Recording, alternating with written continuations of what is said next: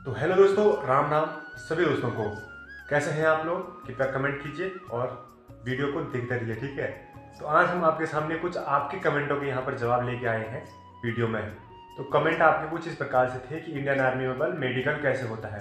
तो पूरी प्रोसेस बताने वाले हैं आपको आज, तो कृपया वीडियो को अंत तक देखते रहिए।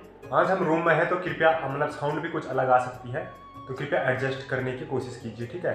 तो मनीष भाई बताएंगे आपको आगे। सबसे पहले आप सभी दोस्तों को मेरा नमस्कार। और दोस्तों, जैसा कि मैंने आपको बताया था कि हमने 8 तारीख को कॉल लेटर लेने जाना है, तो आज कॉल लेटर लेने हम यहाँ पे लैंसडाउन में हैं और अभी हम एक रूम में हैं। और कल हमें जो है सुबह अपना कॉल लेटर मिलेगा और उसी के साथ आने वाले जो हमें डॉक्यूमेंट जमा करने हैं उनकी लिस्ट मिलेगी, हमको अपनी रेजिडेंट्स मिलेगी। बात ही मेडिकल कैसे होता है, तो सबसे पहले आपकी दौड़ होगी, उसके बाद आपके डॉक्यूमेंट्स चेक होंगे और उसके बाद शाम को मतलब रात को भी मिल सकता है आपको। तो उस समय आपको क्या मिलेगा? टोकन मिलेगा मेडिकल के लिए अगले दिन के लिए। आई टेस्ट में हमारे मेनली 4 टेस्ट होते हैं, जिसमें सबसे पहला होता है कलर विजन। कलर विजन में हमें कॉपी दिखाई जाती है, उसमें मतलब कोई ड्राइंग सी बनी होती है, हमें उसका कलर बताना होता है या फिर उसको वेरीफाई करना होता है कि ये नंबर क्या लिखा है, डिज़ाइन किस चीज़ का बना है।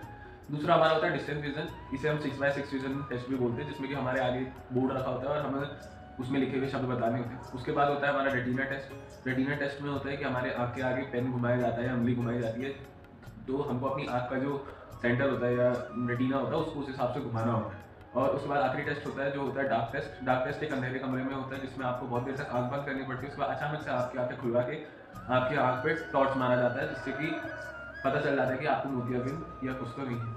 और इसके बाद जो टेस्ट होता है हाथ और पाँव के, उसके बारे में आपको बताएंगे राकेश भाई। तो दोस्तों उसके बाद करते हैं सेकंड जो पार्ट होता है हाथ और पैर, जो आपका मेन है।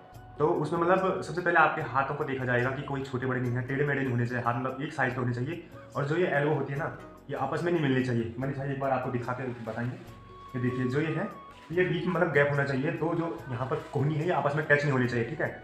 ये आपका विशेष ध्यान होना चाहिए। और किसी का ज़्यादा गैप होता है तो वो भी नहीं होना चाहिए, नॉर्मल होना चाहिए। उसके बाद पैरों की बात करते हैं, तो आपका सबसे पहले नीचे फ्लैट फुट नहीं होना चाहिए।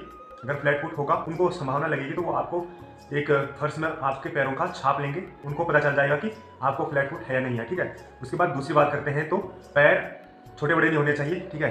अंगुलियाँ छोटी बड़ी नहीं होनी चाहिए, 6 उंगलियाँ नहीं होनी चाहिए। और उसके बाद जो ये नौकनी है ये नहीं होना चाहिए आपके, मतलब घुटने आपस में टच नहीं होने चाहिए या ज़्यादा ही गैप नहीं होना चाहिए उनके बीच। तो नॉर्मल यही है मेडिकल में हाथ और पैर का, ठीक है। इसके बाद दूसरा टॉपिक बताएंगे आपको मनीष भाई। तो गाइस, हाथ और पैरों के बाद अब हम बात करते हैं कान की और मुंह की। तो गाइस, सबसे पहले अगर मैं मुंह की बात करूँ तो सबसे पहले आपका जीभ देखी जाती है, मतलब आपको पूरी जबान बाहर निकाल के दिखानी पड़ती है।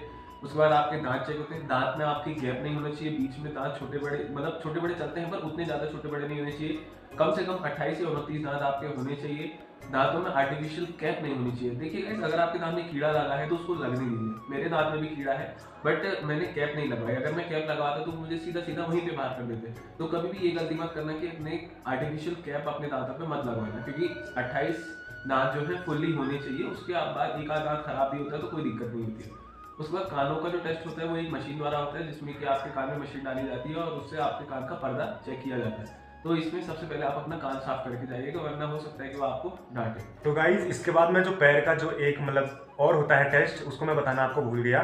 वेरिकोज वेंस, मतलब जो आपके घुटने हैं इसके पीछे नस होती है, तो मतलब नीली दिखाई देगी, तो वो बाहर नहीं दिखाई देनी चाहिए, ज़्यादा नहीं दिखाई देनी चाहिए, ठीक है। ये तो वेरिकोज वेंस की दिक्कत जो होती है ये दौड़ने वाले बंदों में ज़्यादा होती है, तो ये भी आप में ज़्यादा नहीं होना चाहिए, नहीं तो आपको बाहर कर दिया जाएगा।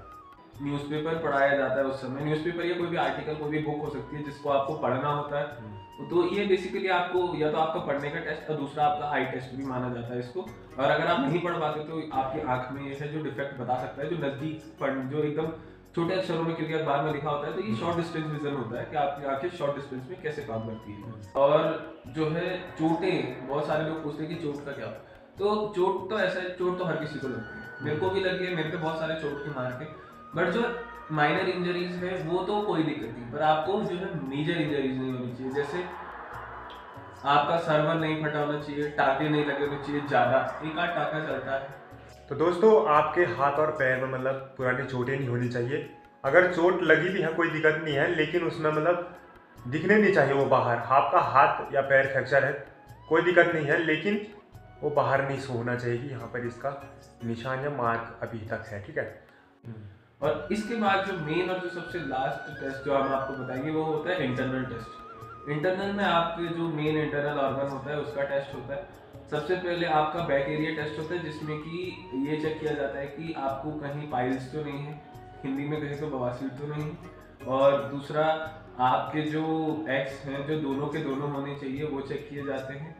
आपका और भी बहुत सारी चीज़ें हैं जो इंटरनल होती है, ये सब चीज़ें चेक होती है जो कि नॉर्मली होनी चाहिए, ज़्यादा इसमें कोई है नहीं। अगर आप प्रॉपर केयर करते हैं तो आपका जो है ये टेस्ट आराम से पास हो जाएगा। सबसे ज़्यादा लोग जो क्वेश्चन पूछते हैं कि सबसे ज़्यादा बाहर किस चीज़ में होता है, तो बाहर mainly colour vision, distance vision जो मेन है, नॉकनीज और फ्लैट फुट और मोतियाबिंद में बाहर होते हैं। बाकी चीज़ें हैं उसमें कमी है, आज तक मैंने सुना है कि जैसे नसों में है उसमें कम होते हैं, पर जो मेन है आपका कलर विजन हो गया, आपका डिस्टेंस विजन हो गया, आपके कान का पर्दा हो गया, इन चीज़ों में जो है बहुत ज़्यादा लोग बाहर होते हैं या फिर रेफर होते हैं। तो ये थे आपके जो कुछ प्रश्न मेडिकल को लेके, उन सबका आंसर जो है जितना हमने देखा है हमारे मेडिकल में जो इतना कुछ हुआ था जो हमने किया था। तो ये थी आपके लिए आज की इन्फॉर्मेशन। अगर आपको ये इन्फॉर्मेशन अच्छी लगी हो तो इस वीडियो को लाइक, शेयर और सब्सक्राइब जरूर करना, और शेयर करना उन लोगों तक जिसको इनकी ज़रूरत है, जो अभी अग्निवीर देने जा रहे हैं। SSC GD मेडिकल तकरीबन सब में सेम होता है, मेडिकल ज़्यादा कुछ अलग नहीं होता है। जो भी आपके डिफेंस एस्पिरेंट्स हैं उन तक ये वीडियो पहुंचाए और अपना सपोर्ट जो है ऐसी बनाते रहे। धन्यवाद। जय बद्री विशाल। और कमेंट कीजिए कि आपका अगला क्वेश्चन क्या है, उस पर भी हम वीडियो लाने की कोशिश करेंगे, ठीक है। तो मिलते हैं नेक्स्ट ब्लॉग में, तब तक के लिए जय हिंद, जय भारत।